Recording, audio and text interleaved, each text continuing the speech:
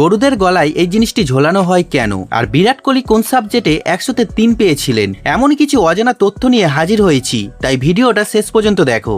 Number 1, Virat Kohli এমন একজন মানুষ যিনি অসংখ্য রেকর্ড আর সেঞ্চুরি করে কোটি কোটি মানুষের মনে জায়গা করে নিয়েছেন। তিনি ক্রিকেট ইতিহাসের অন্যতম সেরা ব্যাটসম্যান হিসেবে নিজের নাম লিখিয়েছেন। কিন্তু জানো কি, স্কুল জীবনে তিনি মোটেও খুব একটা ভালো স্টুডেন্ট ছিলেন না। তো দেখো, বিরাট কোহলি বিশাল ভারতী পাবলিক স্কুলে পড়াশোনা করেছিলেন। সেখানে তিনি একজন সাধারণ ছাত্র ছিলেন। তিনি মাধ্যমিক পরীক্ষায় 600-র মধ্যে 419 নাম্বার পেয়েছিলেন, অর্থাৎ প্রায় 69.8%। বিরাট কোহলি নিজেই একটা ইন্টারভিউতে বলেছিলেন যে ছোটবেলা থেকে তিনি পড়াশোনার চেয়ে ক্রিকেটকে বেশি ভালোবাসতেন, তাই পড়াশোনার দিকে তার খুব একটা মনোযোগ ছিল না, আর সেই কারণেই তার পরীক্ষার রেজাল্ট অ্যাভারেজ হতো। তবে তিনি এটাও বলেছিলেন যে যদি তিনি পড়াশোনার ওপর আরো বেশি মনোযোগ দিতেন তাহলে হয়তো তিনি আরো ভালো নাম্বার পেতেন। তবে একটি বিষয়কে বাদ দিয়ে, আর সেটি হলো ম্যাথ, কারণ ম্যাথ তার একেবারেই পছন্দ ছিল না। তাই মাধ্যমিক পরীক্ষায় তিনি গণিতে 51 পেয়েছিলেন, যা ছিল তার সব থেকে কম নাম্বার পাওয়া বিষয়। আরো একটা মজার বিষয় হলো, তিনি আর এক ইন্টারভিউতে বলেছিলেন যে তিনি নাকি কোনো এক ম্যাথ পরীক্ষায় 100-তে 3 পেয়েছিলেন। তবে কম নাম্বার পেয়ে যে জীবনে বড় সাফল্য অর্জন করা যায় সেটা বিরাট কোহলি নিজেই প্রমাণ করে দিয়েছে।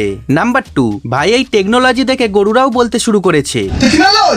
আসলে গরুরা যখন ঘাস খেতে খেতে অনেকটাই দূরে চলে যায়, তখন তাদেরকে আবার ফিরিয়ে আনার জন্য মালিকদের অনেকটাই পরিশ্রম করতে হয়। তাই এই সমস্যার সমাধান করার জন্যই তৈরি করা হয়েছে এই ভার্চুয়াল ফেন্সিং ডিভাইস। প্রথমে এই ডিভাইসটিকে গরুর গলায় ঝুলিয়ে দেওয়া হয়। এরপর মালিক একটি অ্যাপের মাধ্যমে গরুদের জন্য একটি অদৃশ্য সীমানা নির্ধারণ করে দেয়, আর তারপরে কোনো গরু যদি সেই ভার্চুয়াল সীমানা পার করে ফেলে, তখনই অটোমেটিক গরুটির গলায় ঝোলানো মেশিনটি থেকে একটা অ্যালার্ম বাজতে শুরু করে দেয়, আর সেই শব্দ শুনে গরুটি ভয় পেয়ে আবার নিজের নির্ধারিত এলাকায় ফিরে যায়। মানে এখন আর গরু সামলাতে বাঁশ বেড়া নয়, বরং কাজ করছে স্মার্ট টেকনোলজি। নাম্বার 3, দেখো এই মাছটির আঁচ এতটাই শক্তিশালী যে যেকোনো লোহার জিনিস দিয়ে ঘষলেই সেখান থেকে আগুনের ফুলকি বেরিয়ে আসে। আর এটি পৃথিবীর অন্যতম ইউনিক এবং প্রি হিস্টোরিক মাছগুলির মধ্যে একটি, যার নাম অ্যালিগেটর গার। এই মাছ সাধারণত মিঠা পানিতে অর্থাৎ নদী বা হ্রদেতে বাস করে, আর এটিই হলো গার পরিবারের সব থেকে বড় প্রজাতি, যার লেন্থ 10 ফুটেরও বেশি হতে পারে এবং ওজন প্রায় 140 কিলোগ্রামেরও বেশি হয়ে থাকে। এর মুখ লম্বা আর দাঁত অত্যন্ত ধারালো হওয়ার কারণেই এটিকে একেবারে ছোট্ট একটি অ্যালিগেটরের মতো দেখতে লাগে।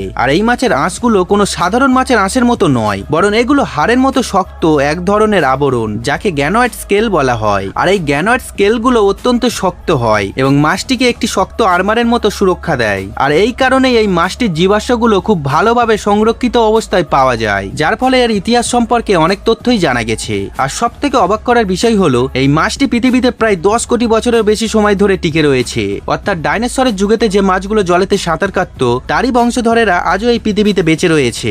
নাম্বার 4, এই ছোট্ট প্রাণীটিকে দেখতে খুব নিরীহ মনে হলেও কিন্তু এরা কতটা বিপজ্জনক হতে পারে সেটা তুমি কল্পনাও করতে পারবে না। আসলে এর নাম হলো প্ল্যাটিপাস। বাইরে থেকে এদেরকে খুবই শান্ত আর নির্দোষ দেখায়, তবে মেল প্ল্যাটিপাসের পিছনের পায়ে একটি ধারালো কাঁটার মতো অংশ থাকে, যেখান থেকে বিষ বের হয়। আর এই বিষ শরীরে গেলে প্রচন্ড ব্যথার যন্ত্রণা হয়। তবে এই বিষ সাধারণত মানুষকে মেরে ফেলতে পারে না, কিন্তু এটি এতটাই যন্ত্রণাদায়ক হয় যে এর ব্যথার প্রভাব অনেক দিন পর্যন্ত থাকতে পারে। এমনকি সাধারণ যন্ত্রণার ট্যাবলেটও অনেক সময় এই ব্যথার উপর পুরোপুরি কাজ করে না। নাম্বার 5, এখনকার বর্তমান সময়ের গাড়িগুলোর পিছনের অংশে হাঙরে পাখনার মতো এরকম একটা কালো জিনিস লাগানো থাকে। কিন্তু কখনো কি ভেবে দেখেছো যে গাড়িতে এই জিনিসটি কেন লাগানো হয় আর এর কাজই বা কি? অনেকেই মনে করে যে এটাকে শুধুমাত্র গাড়ির সৌন্দর্য বাড়ানোর জন্যই লাগানো হয়, যেটা সম্পূর্ণ ভুল ধারণা। আসলে এই জিনিসটির নাম হলো শার্ক ফিন অ্যান্টেনা, যেটা গাড়ির ভেতরে জিপিএস ও রেডিও সিগন্যাল এবং গাড়ির ভেতরে স্মুথ ভাবে মোবাইল নেটওয়ার্ক পাওয়ার জন্য এই অ্যান্টেনা হিসেবে কাজ করে। মানে গাড়ির ভেতরে সব রকমের নেটওয়ার্ক এই জিনিসটির মাধ্যমে সাপ্লাই হয়। তবে এটাও সত্যি যে এই জিনিসটি লাগানোর ফলে গাড়ির ভেতরে সৌন্দর্য